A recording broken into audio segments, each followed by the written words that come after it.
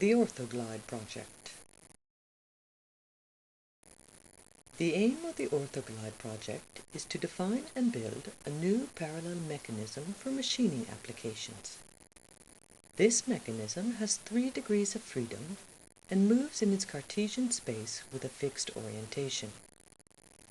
The 3 accentuated prismatic joints are orthogonal and attached to the base. They are composed of rotary motors and ball screws. They can be replaced by linear motors to increase their dynamic performance. The architecture of the legs is composed of a prismatic joint, followed by a revolute joint, then a parallelogram joint, and finally another revolute joint.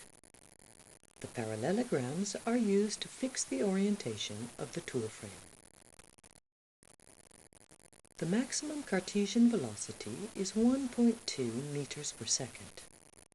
The maximum acceleration is 14 meters per second squared.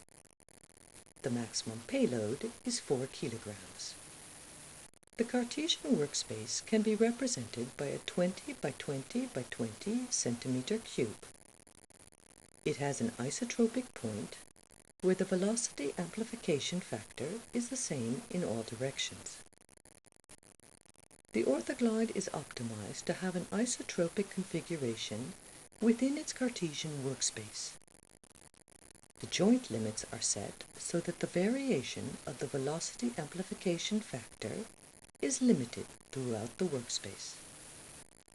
Concerning the kinematic modeling of the Orthoglide, we note that the direct kinematic problem of the Orthoglide has a simple and closed-form solution.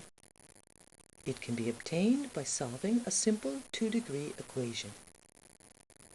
The inverse kinematic problem is also simple.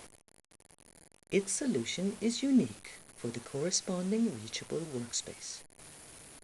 Furthermore, the inverse and direct Jacobian matrices of the legs and the robot are written in symbolic closed form. The control system uses a D-space system and MATLAB software.